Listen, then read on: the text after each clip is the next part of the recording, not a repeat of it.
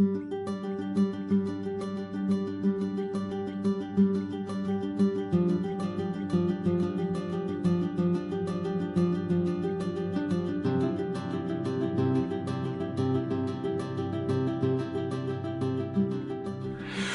Bob, we're doing this interview at a good time. We've just finished a day-long seminar with high school students, and you spoke.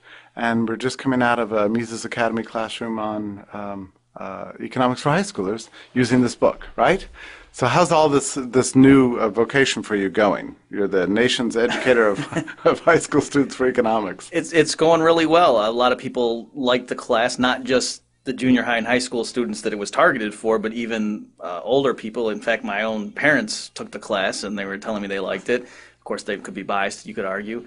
I went out recently to a boarding school out in Oregon there, and the headmaster there was in Austrian economics and had the students read this book, and they were coming up, and it seemed unsolicited. They were giving me feedback and saying they really liked it. I asked them, are the jokes at the right level, or was it you guys thinking, oh, come on, this is for little kids? And they're like, no, you really hit the nail on the head. So it's been very gratifying. I think that it did what we hoped it would, that taking this material and breaking it down, so it's a level simpler than even Hazlitt. It's just one notch below, so that the idea is people with kids coming up read this.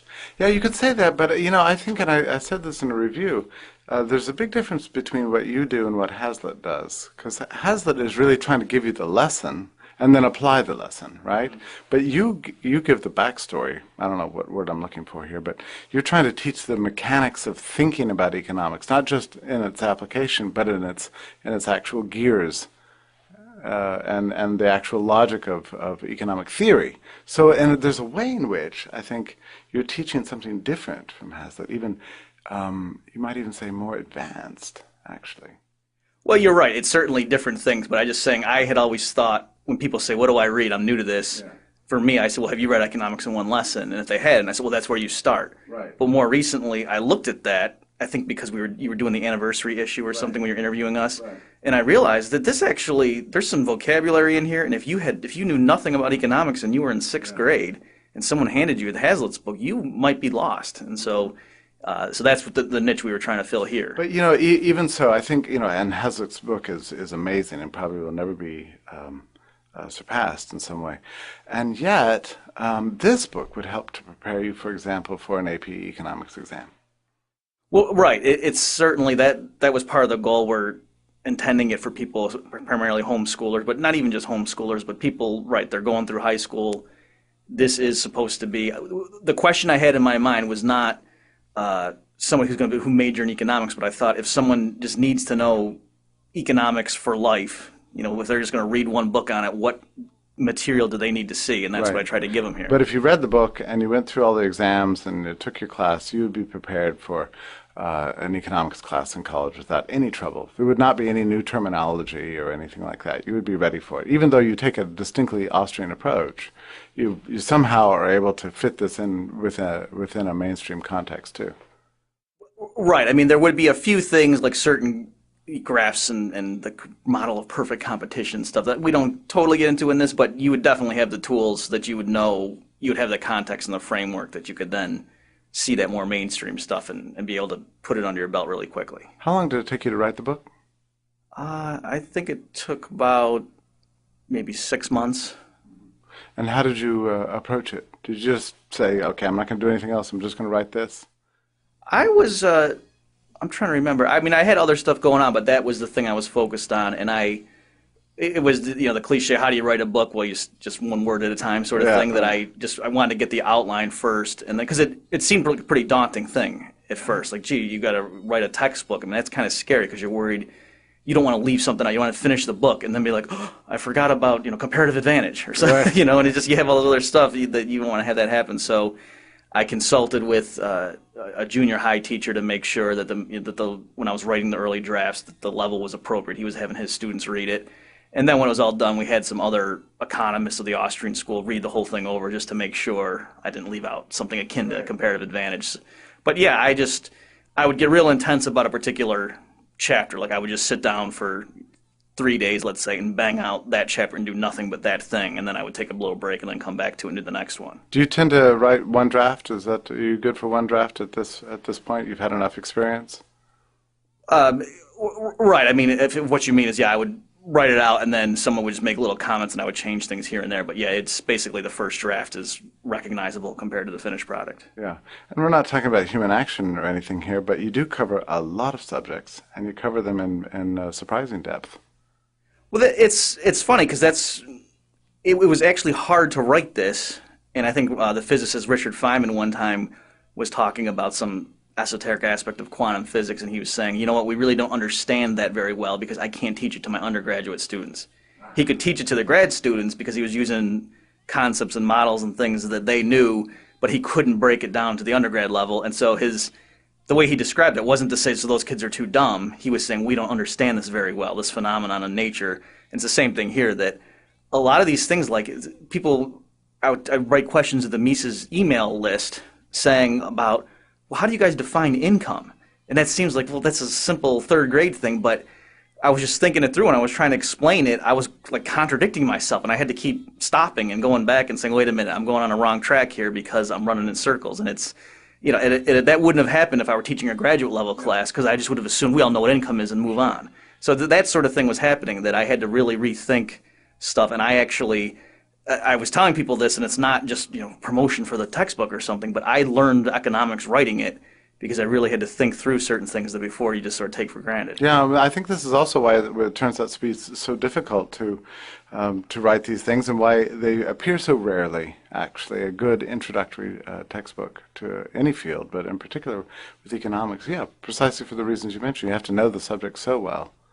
And it's a beautiful presentation, too, in the way you combine the Austrian take with just what we think of as being regular economics. And that's something you set out to do at the outset, wasn't it?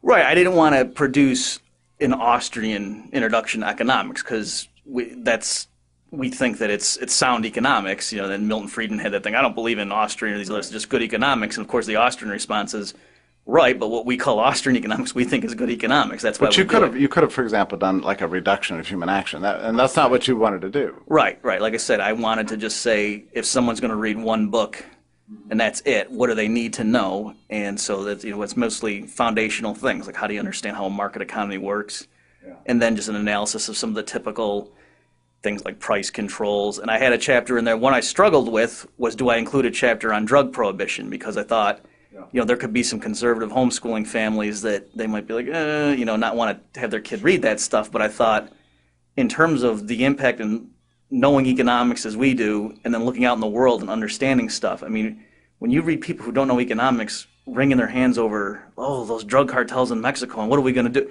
It's so obvious to us that that's prohibition. And you can still favor drug prohibition as long as you understand right, the economics of it. Right. So, I mean, of course, that's the thing. We say, look, economics is a neutral science. But you need to understand the drug war is why there's this violence. You know, so if you think that's an acceptable cost, okay, fair enough. You know, economics can't say that that's a wrong decision you're making, but you need to understand why these things happen. It's not just these, you know, insidious products force people to go shoot each other. That's not what's going on. Now, the distribution method here has been interesting, unique to the Mises Institute. We gave it away free online for a very long time before it even appeared in print.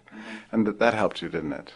Right, yeah. So if people don't know what you're referring to, yes, the PDF of this, we had it available obviously before the physical book. And as you say, we just threw it up online and we were blasting it around the blogs and things. I was promoting it on my blog.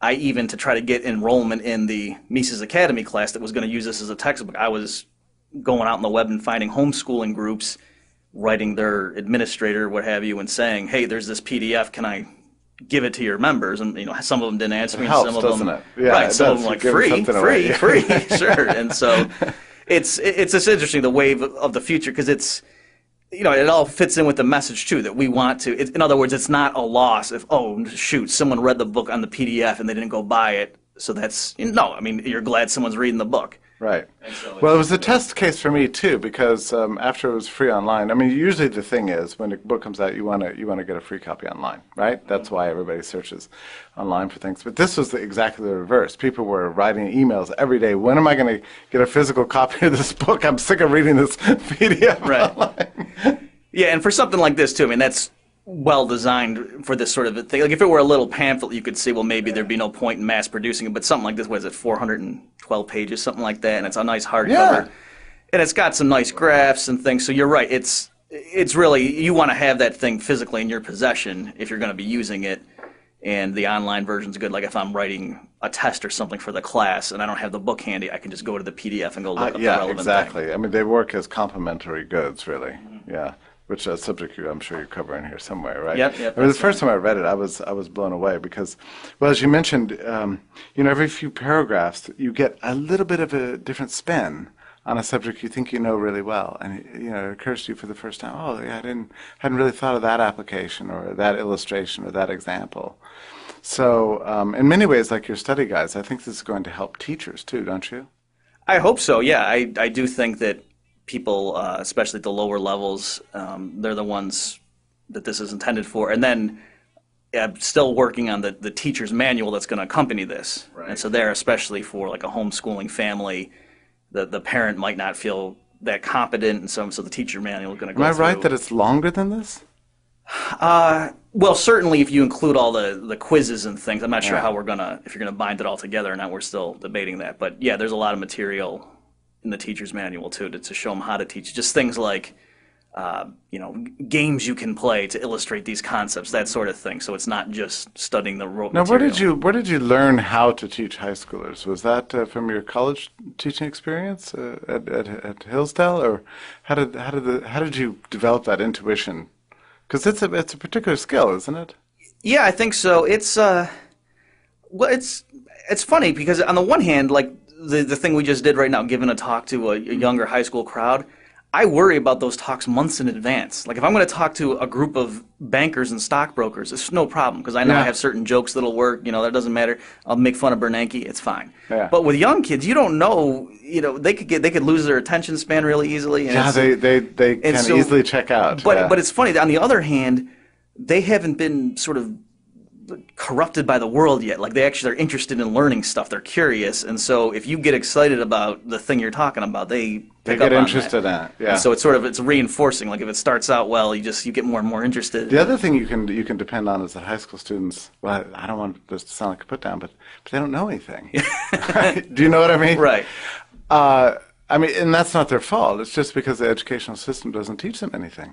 Right, and that is part that also sort of motivates you because there's some students today that they've never heard someone talk about free trade before. And you just get excited, like, Well, I mean, the privilege. just I get to be the that- first person to explain this wonderful Exactly. idea to somebody. I felt that way today when just bringing up the whole Gilded Age. I mean, how many people have a favorable view of the Gilded Age and understand what it means to our American history? I mean, the greatest period of economic growth in our nation's history, due to its free enterprise and industrial advances, and I knew going into that lecture that there wouldn't be anybody in this room that had ever even heard of it.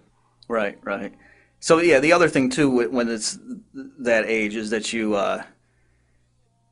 can be excited about it because it's an important idea. So you don't feel like you're wasting their time or something. Right. You can get really excited. Whereas at the higher level it gets, if you're teaching, like this would be the problem when I would teach like intermediate micro to my college students. If I didn't really believe in the thing I was teaching, it was hard to get into it. And then the students pick up on that, and they know you're bored, and they get bored, and it's this vicious downward spiral. Whereas at this level, I mean, this stuff is really basic and important, and so you can really get enthusiastic and teach them with sincerity because you need to know this to understand how the world works. I'm sure you've thought about this, but had you considered whether or not this might actually be a good college textbook?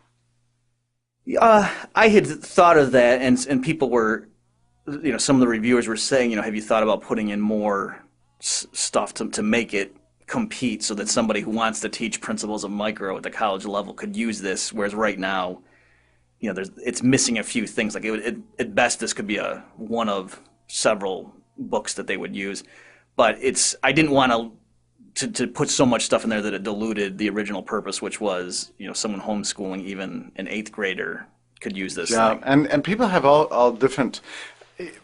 I'm sure you agree that there's no point in trying to teach economic theory to a 10-year-old, probably, right? I mean, it requires a level of abstract capacity for abstract thought. And yet people are at different levels in different ways, especially in this high school group between junior high and college, that some people are capable of handling things that others are not. Yeah, that's why it's really tricky because people would email me and say, my daughter's in seventh grade. Is this book for her? And I would have to say, well, I don't know because I don't know your daughter. And Right. and I'm sure you've seen this too. At Mises University, every year, each crop of kids or whatever you want to call them, they get more and more sophisticated. Yeah. I mean, there was a time when I first was coming here as a student where not everyone at each Mises U had even heard of Rothbard. And now kids will come up and argue with the study guide. They'll say, Dr. Murphy, on page 400, you said this, but really, Rothbard in 1964 said this. And I'll be like, well, you're right, and I'll just run away or something. But I mean, it's the kids are getting more and more sophisticated. Yeah, So what do you owe that to? I guess that partly digital media just has a chance to teach people year-round, 24/7. well, that and just if you just think it through, I mean, it's sort of like the mirror image of like why our gang members now, now there's younger people who shoot each other. It's because they learn from the people who are the current youngest people, so it just keeps filtering down. So it's the same thing here in a good context that if there's a 15-year-old who's into Rothbard, well, then maybe his younger friends will see it, and it just takes a while to percolate down. Just a matter of spreading information. Yeah, and of course as Mises.org gets more popular, it spreads out and it just takes a while. Well, I must tell you that I think probably since the Institute's founding, there's been a hope that we could find a high school textbook at some point that we could use. Because the last one, it was a very good one, was Bettina Graves, and I guess that was written in the 60s or the 70s, something like that. So these come along very rarely. So this is a big event for us, really. And the other thing too, I think it's important to have something like this is we up till now have been in the sense trying to, I hate to use the word, but re-educate people that it's like we all have been, taught the Keynesian stuff, and that's almost like ingrained in us. And then you come to Austrian economics, having grown up your whole life thinking that, oh, the way to fix an economy is for people to spend more money because that's what you've learned. And then you come to Austrian economics maybe when you're in your 20s and realize, oh, no, okay, this is a new way. So the point of this is to sort of give people the right foundation from the beginning so that they're learning it, the idea. So their natural intuition is to go to the right answer and not. Well, and I think your point is an interesting one because it draws attention to the fact that there are many people who could learn from this book, starting with the Federal Reserve Governor, Ben Bernanke, right? I mean, he could benefit from this Well, sure, if he had yeah. an open mind. Yeah, it is. It's funny depending on your view of if he knows what he's doing or if he if he's choosing the wrong thing for some ulterior motive. But yeah, it's like I say, on the one hand, it is intended for the younger reader, but yeah, there's stuff in there. Like I said, I literally clarified some of my own thinking, and you're right. I think even professional economists, especially if they're not Yeah. familiar with the Austrian school, reading this Yeah, there you go. Right. might say, oh, okay, that's one way of thinking. Say, about it. how's online teaching going at the Mises Academy? How's that going? It's going really well. I mean, the class sizes are still holding in there, and we just keep lowering the price and just keep expanding it out. And it's, some people are. What's the experience like, though? You feel like you're able to engage the students well enough? Yeah, I think so. Because in the beginning, I was worried about how that was going to work, but you do get a little bit of feedback. Because on the one hand, it's weird if you're just lecturing to, in my case, it's a blue light on my computer to tell me the camera's on, and you don't know what's going on. Do you find that easier than a live class, or it's just different? It's just different, and so you want to go in well prepared, or at least I do, like that. You have the nice PowerPoints there, and I put a lot more preparation into those than I would in the classes like when I taught at Hillsdale. There, I would just kind of have a general idea, oh, what am I talking about today? Oh, okay, I know how to give that talk, and I go in and sort of wing it.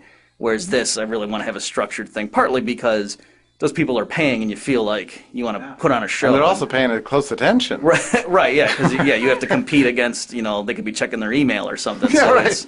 you really have to vie for their attention. Yeah, they got Facebook on this side Right. and Bob Murphy on this side. But you do get a little bit of the feedback because they have the chat box there, and so like if I crack a deadpan joke, sometimes I'll wait a few beats and then see like some people do LOL, and I'm like, okay, they got it, and I'll keep moving on. So yeah, it was a little bit odd in the beginning, but now I've gotten used to it, and that's another medium. Everything's I different. found that when I was on there one time, but I think it was after one of your, you had left the classroom and I was kind of hanging around. I was in my living room or something, and people were still in the classroom. So I guess Grayson handed the camera over to me, and I found it, I don't know how to describe it, it's sort of strangely flattering. That you get a sense that everybody's, just really interested in everything you have to say, and they're still hanging around, what? Yeah, I don't know. It's neat. Yeah, like the last class I just had, it was an office hours session where I just show up and they have a final exam. This was the principles of economics class, and people tuned in and I explained the format of the exam and gave them some questions to say like this isn't the exact question, but there's questions like this, so that kind of thing. But that was done in about 15 minutes, and then I said, well, what else do you guys want to talk about? And they were just like, well, what do you think of QE2? And so I just started, going off on that, and you're right, it is, you always do feel funny. I mean, I get embarrassed to come down here and people come up and want me to sign I know. books and I stuff. know. You feel That's like, the, yeah, you're, what am I, a rock star? It's sort of absurd, but on the other hand, it's like, well, these people are interested in Austrian economics. That's great. So. Now, what have you got starting in January? You've got a class on the Federal Reserve? Right, yeah, it's called The Anatomy of the Fed. Yeah. That's in early January, and I think it's an 8-week course, and we just go through like the actual history of it, how it was founded. We give a quick lecture or two on just the theory of free market banking, how would money in banking be in a totally unregulated market economy, and then compare that with central banking. Right. But then we also go through the mechanics of it, because this is stuff I want to find out myself and just go research it to be able to teach it in this class. Like when Bernanke does open market operations, what actually happens? Does the New York Fed call Goldman Sachs? So, that just the mechanics of it, so people know more realistically. And you can't find that stuff out from the news reports at all. Right, because it's not in depth enough. Yeah, So, yeah. so we'll do that, and then probably at the end just do some historical applications, like look at the Great Depression. What did the Fed do then? And then of course today, what's the Fed doing? I guess I'm still just so enamored with the technology and the existence of the Mises Academy. I can't stop sort of thinking about it and talking about it, but it sounds to me like you're sort of beyond all that and you're treating it like just a regular classroom. I mean, it's like normal life. Yeah, in the sense we've moved beyond the shock of, oh my gosh, there's 100 people tuning in and they're seeing this live, and I can't believe the technology works. Yeah. Yeah, we got over that pretty fast, and now it's just what are we going to teach next semester? And which is good that we just take it for granted, and then how do we make it better? Yeah. What other projects do you have going on? Mainly teaching? What's next? There's that. I'm, like I say, wrapping up the teacher's manual that's a big to go deal. to accompany that, but that's mostly done. I just have to edit it and put it together. And then the next big thing is writing a study guide for the theory of money and credit. Right. Theory of Money and Credit Study Guide. Yeah, that'll be very interesting. Some people are still, that book still sells very well. Mm-hmm. And people still swear by it, that it's the best book for teaching money. Yeah, it's funny. I've come back to it a few times that when I tried to read it when I was in, I think, high school, and it was just too hard for me. And I went, Human Action was easier, and I did that. And then, but just recently went back to it, because with this issue of the people within the Austrian circles, the what they call themselves free bankers versus the 100% reserve people. Right.